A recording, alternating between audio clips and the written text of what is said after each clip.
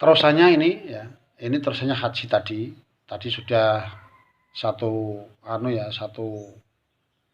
kaset. Ini mulai lagi meneruskan haji tadi ya, haji. Dulunya itu medit atau bakhil menjadi dermawan, loman segala, mau membangun tempat-tempat ibadah misalnya, terus jalan-jalan yang dilalui oleh orang ya, terus untuk mengangkat anak-anak yatim, terus memikirkan janda-janda, memikirkan fakir miskin, memikirkan syiar agamanya Allah. Agamanya Allah ini banyak sekali yang disiarkan, contoh orang-orang yang hanya sekemampuan dia mendidik madrasah tapi ekonominya dia kurang, itu pun juga orang-orang yang dermawan tadi yang harus bisa menghidupkannya. Jadi semua bisa berkesinambungan di situ. Itu ciri-ciri haji mabrur. Apa tadi yang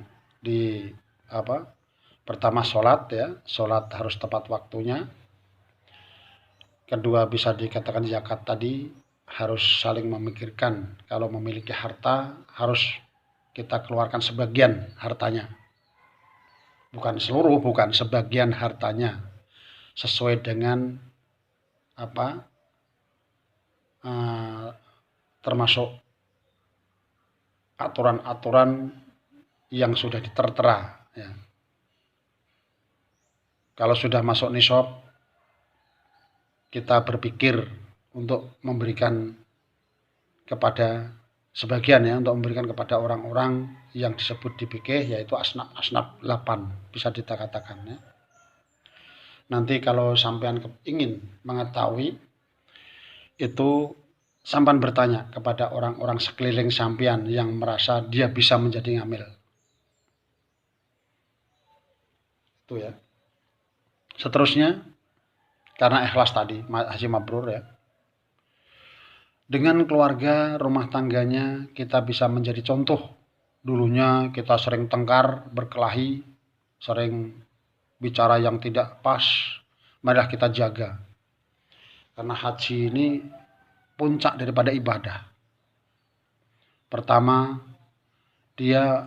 kita modal untuk berjalan ke Baitul atau ke Masjidil Haram, ke Baitullah.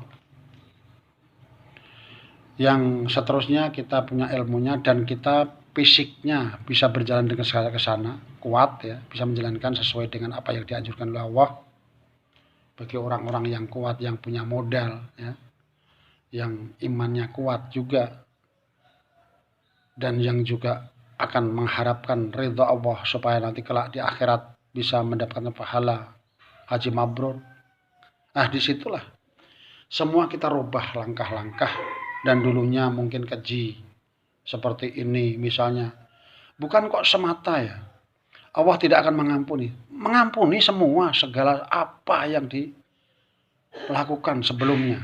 Dulunya misalnya kok sering ke pelacur, sering judi, sering minum, sering apapun. Bukan dalam arti itu gendela kita, karena saya bekas orang ini seperti ini ya ini, tidak seperti itu.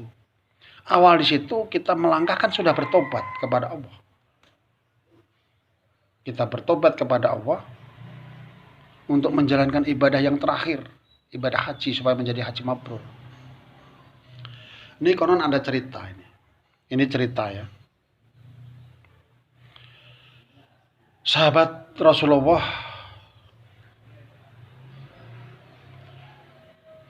itu pernah mimpi. Namanya Abdullah bin Mubarak. Itu pernah mimpi dia pas habis tahajud, habis dzikir segala, dia ngantuk.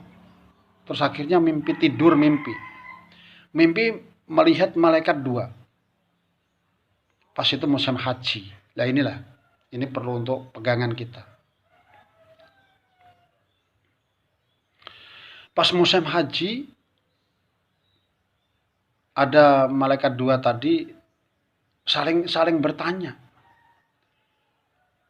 Ada berapa haji saat tahun ini? Mengatakan ada 650.000 haji. Terus ditanyakan, ada berapa yang mabrur? 1 katanya. Hah? Yang 650.000 itu yang mabrur 1? Siapa namanya? Yang satu menjawab namanya Muafiq. Nah, setelah itu Abdullah bin Mubarak ini bangun.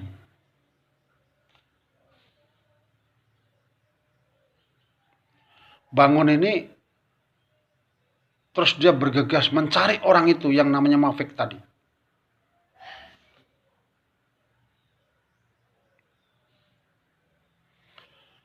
Terus kemana dia? Mencari terus. Konon cerita ketemu di pasar. Yang namanya Muafiq ini seorang miskin. Pekerjaannya hanya mesol sepatu, menjahit sepatu di pasar.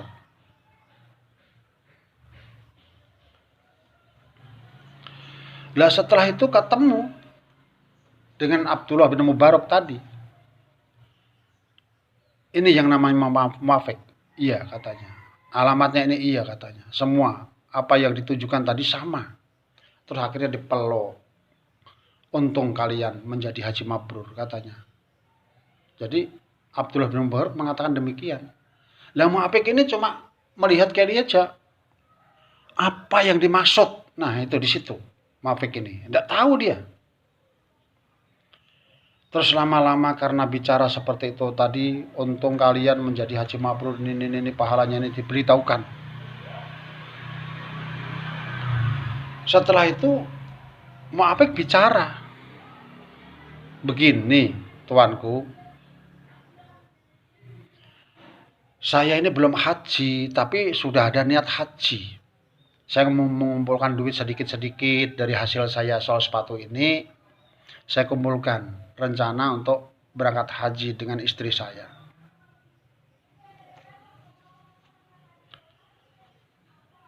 Terus Abdullah bin Mubarak mengatakan, kenapa sampean sudah tertera jadi haji mabrur?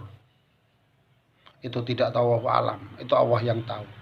Padahal belum naik haji. Gitu. Nah setelah itu pulang dia. Muafiq ini pulang. Setelah pulang, karena saking senangnya ya, dia itu cepat, tidak menengok ke sana kemari, kanan kiri tidak, cepat pulangnya. Sampailah ke rumahnya. Sampai ke rumahnya, assalamualaikum, sudah dipapak, sudah ditunggu oleh istrinya. Waalaikumsalam warahmatullahi wabarakatuh, dijawab oleh istrinya. Terus istrinya bilang, belum sampai masuk ke rumah Muafiq ini. Karena sangat cintanya kepada istrinya. Istrinya bilang, Kak, saya nyidam katanya. Nyidam apa? Nyidam masakan orang ini, baunya luar biasa sampai ke sini. Baunya menyengat terus di hidung saya katanya. Jadi menyidam itulah saya supaya dimintakan masakan orang itu. Siapa yang masak? Namanya sayang dengan istrinya, tidak menolak. Belum masuk, belum apa, langsung dia berangkat. Mencari itu tadi. Inilah keikhlasan dia. Setelah itu dicari terus ke kampung. Cari baunya di mana ini cari. Konon cerita ada rumah peot, masakan rupanya bau menyengat di situ.